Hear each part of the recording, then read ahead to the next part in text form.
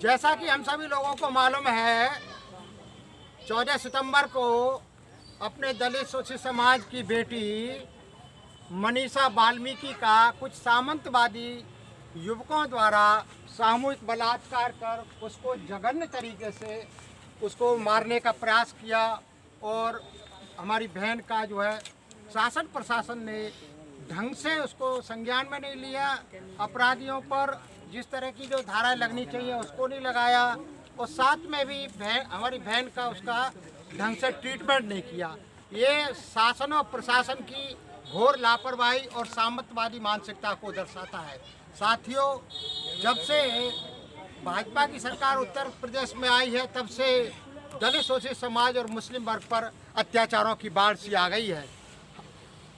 अब समय आ गया है दलित शोषित समाज की जितनी भी जातियां हैं सब लोगों को इकट्ठा होकर सामंतवादी पूंजीवादी व्यवस्था को मुंह तोड़ जवाब देना है। आज हम सब लोगों ने जमुना पार क्षेत्र में सब जातियों के, विशेष रूप से दलित शोषित समाज जातियों के सभी बच्चों ने और सम्मानित बुजुर्गों ने इकट्ठा होकर अपनी एकता का जो परिचय दिया है।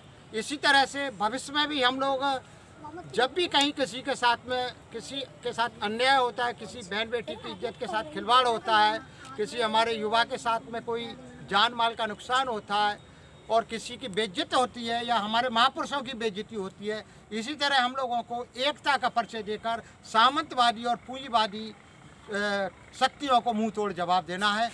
मैं आज के इस मौके पर आमंत्रित करना चाहूँगा अपने विचार व्यक्त करने के लिए श्रद्धेय राजेंद्र कुमार जी, जो पूर्व जिला जज हैं। श्रद्धेय जिला जज राजेंद्र कुमार जी, हाँ जी, मैं हूँ। हाँ सर, अपने विचार व्यक्त करेंगे।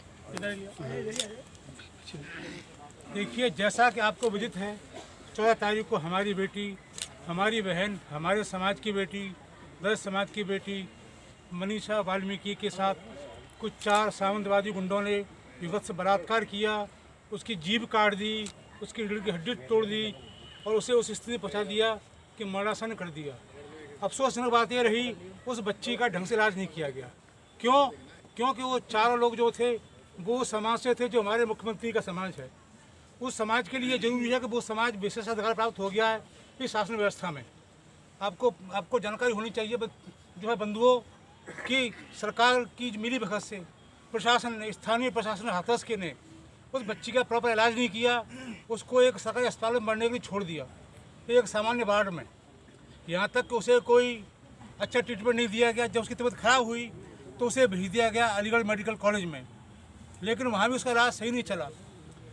मैं तो उसको दूंगा भाई क्या धन्यवाद आया समाज पार्टी के चंद्रशेखर आज़ाद को कि वो बंदा गया वहाँ पर, उसने उसके बाद आवाज़ उठाई और कहा कि लड़की को मारने का इरादा है, सब लोग मारना चाहते हैं। तब उसको ले गए वो दिल्ली में सफदरजंग में, तब ले गए जबकि मरणासन स्थिति में आ चुकी थी। वहाँ जा कर के उसको भर्ती किया, एम्स में नहीं भर्ती किया, सफदरजंग में किया, लेकिन वहाँ उसके माँ बाप और भाइयों ने बताया कि उसका इलाज वहाँ भी ढंग से नहीं किया गया। क्योंकि सामंतवाद तो हर जगह बैठा हुआ है, यूपी में भी है, वो दिल्ली में भी है, भारत के हर कोने में है।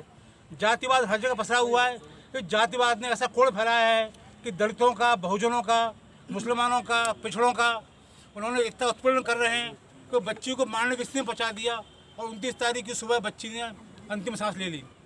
ये आपके मान चलिए कि बच्ची मरी नहीं, बच्ची को मारा गया है।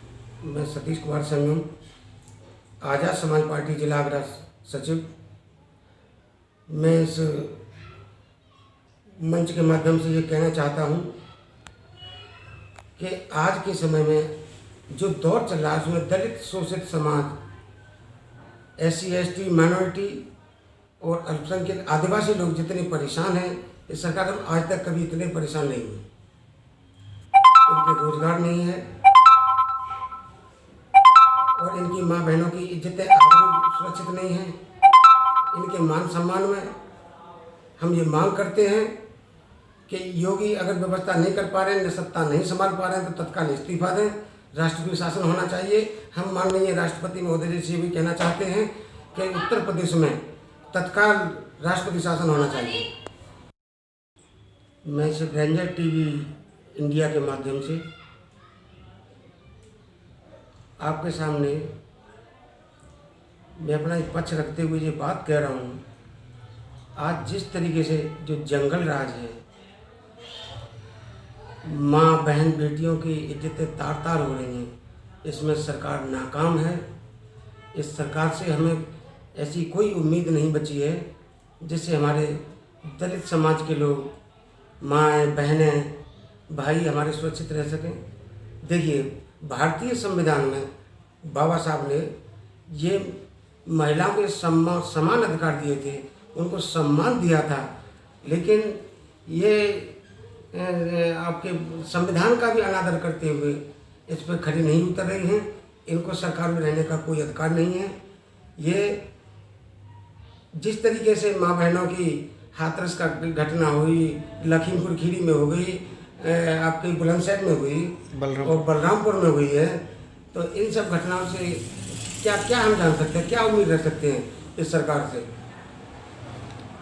अच्छा, जैसे जो हाथरस की जो घटना हुई है हमारे भारत देश की बेटी के साथ, तो आप क्या चाहेंगे कि उन दरिंदों के साथ में क्या व्यवहार किया जाए? देखिए, जिस तरीके से इन दरिंदों ने उस बहन के साथ अत्याचार किया है, दुराचार किया है, व्यभिचार किया है, बलात्कार हुआ है, उनको ऑन द स्पॉट फैसला होना चाहिए। उनको फास्ट ट्रैक कोर्ट में ले जा करके उनको सज़ा दिलानी चाहिए। उनको फांसी होनी चाहिए, फांसी होनी चाहिए, फांसी होनी चाहिए। तो हमारा चैनल आपको कैसा लग रहा है? आपको पसंद आता है तो सब्सक्राइब करें, लाइक करें, शेयर करें, जिससे कि हमारा ये चैनल आगे बढ़ सके, और अपने मित्रों को भी जानकारी दें, जिससे कि हमारा वो सपोर्ट कर सकें और सब्सक्राइब कर सकें, जिससे हमारा चैनल ये आगे बढ़ सके, जिससे कि हम जो गरीबों की समस्याएं हैं, हमारे देश की जो समस्याएं हैं, उन समस्याओं को हम अपनी भारत सरकार के सामने रखेंगे, जिससे कि उन समस्याओं का हल हो सके। इसी के साथ नमस्कार।